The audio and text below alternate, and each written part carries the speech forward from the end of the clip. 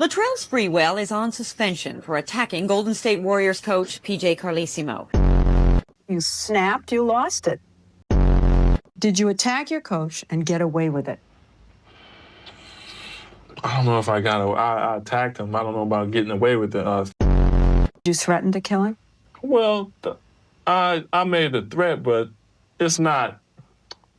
This is Latrell Sprewell, a four-time NBA All-Star, All-NBA first-team selection, All-Defensive second-team stopper, and a player who became nothing short of a cult hero in New York. So the real question is, what could possibly cause a player this accomplished to physically assault his own head coach and to potentially jeopardize his whole career and entire NBA future? How can a routine practice instantly escalate into one of the most shocking confrontations in NBA history? And how did the NBA react to this catastrophic incident? How hard did they come down on Sprewell to ensure something like this never happens again? And this leads to the most controversial question of all. Was P.J. Carlesimo, in some twisted way, justified in receiving a beating? In 1997, there was only one accepted version of the story. The mainstream media controlled the narrative. They painted Sprewell as a volatile, out-of-control hothead. He had no voice, so they labeled him a thug. But today, because of social media platforms, podcasts, and unfiltered interviews, we are hearing the other side to the story, as players who were there and played for Carlesimo have finally spoken up about his alleged negative treatment of players and his abrasive, demeaning style of coaching. Spree just took the ball, he just dropped it, he just walked over to PJ, grabbed him around the neck. So, to be honest, the other players, because of how PJ used to talk to him, was like, fuck it, go ahead and choke the shit out of his ass, right? And the assistant coaches and everybody, they all ran over. So, there may be a deeper side to this story. So let's break down the real chain of events that led an NBA All-Star to violently choke his head coach and the explosive aftermath that reshaped the NBA forever.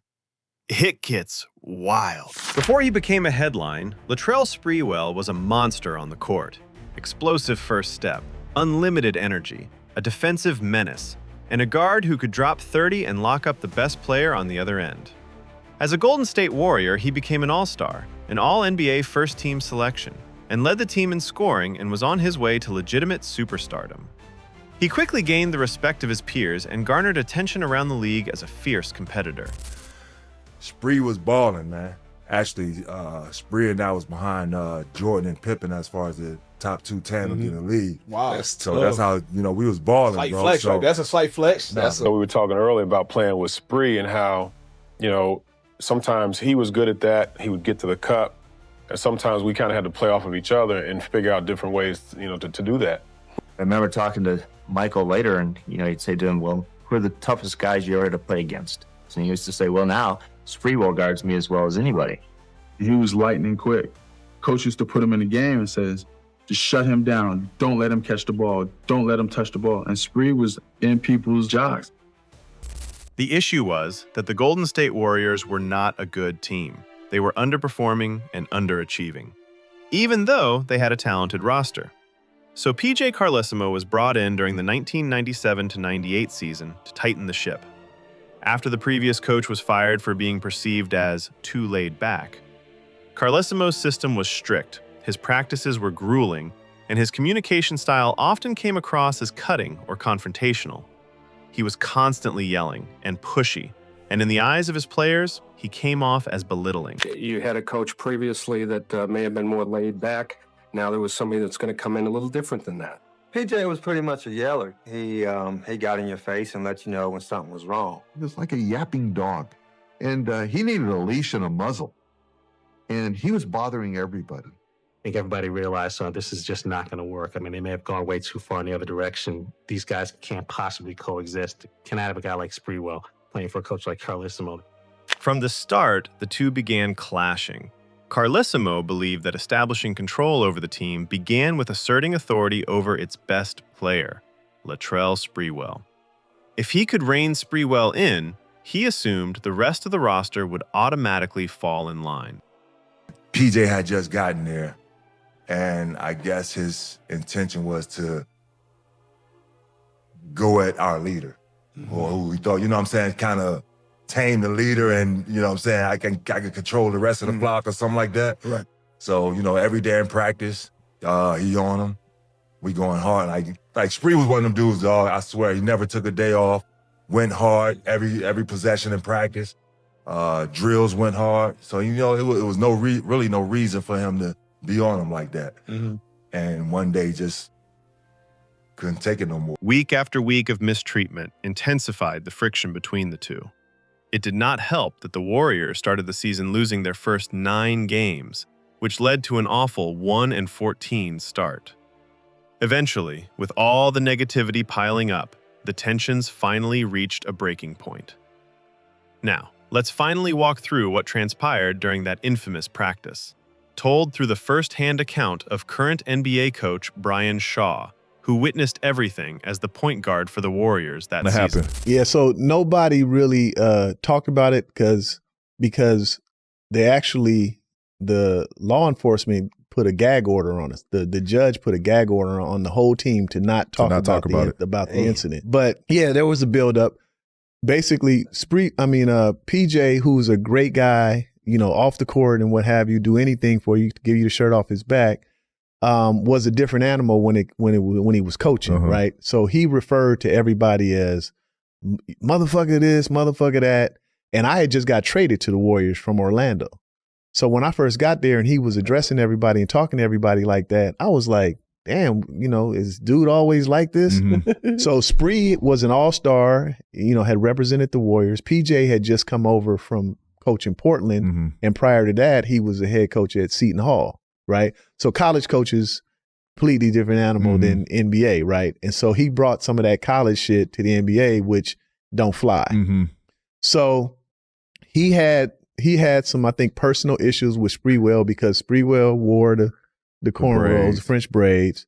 Sprewell didn't adhere to the dress code. And he worked and he was good. And so there's nothing that you could say about, you know, his work ethic and everything else. But when we got on the plane or on the bus to go wherever, he wore what he wanted to wear, usually sweats and some slides. And he would have his headphones on listening to his music. And that bugged PJ. So he'd be, you know, and back then we had a dress code. So Sprewell was smart. He said, look, man, PJ would always say something to him about what he had on, about his way his hair was braided. So Sprewell one time took off his headphones and he said, we were on the plane, and he said, listen, man, I talked to my agent. Y'all can find me $500 if I don't adhere to the dress code. We got 41 away games. So take 500 times 41, that's 20,000, whatever, you know, $100 and 20,000, and take that shit out of my check and leave me the fuck alone. I'm gonna dress how I want to dress. Put his headphones back on and then start listening to, he used to listen to Wu-Tang all the time, right? And he always used to say, you don't want to fuck with a soldier. and so we're in practice one day, me, Bimbo Coles, and me, Muggsy Bogues, and Sprewell are shooting at a basket. PJ comes in. We're just doing 3-man shooting, and he just comes down. And he's like, "You got to give me more than that." To Spree, and Spree was a worker, so he didn't say nothing. He kept shooting. PJ went away. He came back a couple minutes later. He's like, "If that's all you gonna give me, get the fuck out of my gym." So Spree said, "Look, man, you say one more thing to me, I'm gonna fuck you up." So everybody kind of was like, you know, everybody was at different baskets. So he came back and said something again. And that time when he came back, Spree just took the ball, he just dropped it. He just walked over to PJ, grabbed him around the neck. So to be honest, the other players, because of how PJ used to talk to him, was like, fuck it, go ahead, choke the shit out of his ass, right? And the assistant coaches and everybody, they all ran over trying to get Spree off of him. And he was like a crazed animal at that time. So he never let go of PJ's neck. He was kicking the assistants that was trying to get him loose. They finally pried him loose. And so then security came in and they kicked him out. So we met as a team. Now, this is in 90, 97. And I'm one of the older guys on the team, even at that time, me, Muggsy Bogues. And so the PJ, Gary St. Jean, who was our GM, they meet, they say, listen, this happened in-house. We're going to keep it in-house. Don't nobody say anything to anybody. What do you guys think is an appropriate punishment for him, right? So we met, we said 10-game suspension, and he got to go to some anger management classes. So everybody agreed, okay, cool, that's what it'll be. That was going to cost him $1 million. So I live in Oakland. So practice ended. We're not supposed to say nothing to anybody.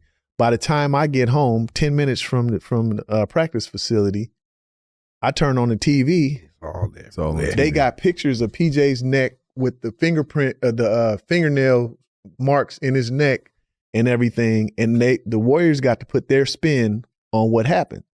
But we got a gag order that we couldn't talk about it. So what happened was they ended up suspending Spree for the rest of the season. He had the shoe contract with Converse at the time. So all the endorsements he had, they dropped him. They kind of painted him as the villain. And like we didn't condone what he did, but it's two sides to every story. So we decided as a team, we gonna go when he had a press conference, we gonna stand up behind the stage and support of our teammate. Well, we also told all the guys, the young guys, look, for y'all that don't have a lot of skin in the game, you might not want to get up here on the stage because it's going to be the beginning of the end for us. But we just want to make it clear that we are here to support him. We don't condone what he did, and he's going to apologize for it, and we standing here behind him. Me, Bimbo Coles, Joe Smith, Felton Spencer, Robert Ory, who was playing for Houston. We were getting ready to play them, and him and Spree went to Alabama together, so he even came and stood behind there with us. And it was maybe one or two other guys, and Dwayne Farrell. So we stand up behind him. Spree apologizes and what have you.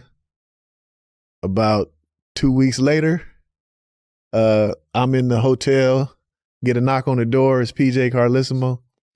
We're in Portland. You and Joe Smith just got traded to Philadelphia for Jim Jackson and Clarence Weatherspoon. And then everybody who stood behind all traded. Traded or Dickie Simpkins got cut. Yeah. I see him, I'm flying to Portland. I see him at the airport. I'm like, me and Joe Smith at the airport. I'm like, man, what you doing here? You got traded too? He was like, nah, they cut me. Yeah, that's exactly how it went down. And it was a buildup. It was frustration because the team was losing. PJ was hard on everybody, like I told you earlier, how the coaches used to deal with players, and Spree wasn't having it. Yeah. Ultimately, Latrell was suspended for 68 games after this incident and lost over $6 million in NBA wages. He went on to have several strong seasons with the New York Knicks and later the Minnesota Timberwolves, before eventually retiring. So now I want to hear from you. Was this one of the league's darkest moments? Was Sprewell unfairly targeted, or did the punishment fit the crime? Do you side with the player's perspective or with PJ Carlesimo? Drop your thoughts in the comments below. And if you want more deep dive breakdowns into the NBA's wildest and most shocking stories, make sure to subscribe and hit the notification bell. Until next time, stay locked in.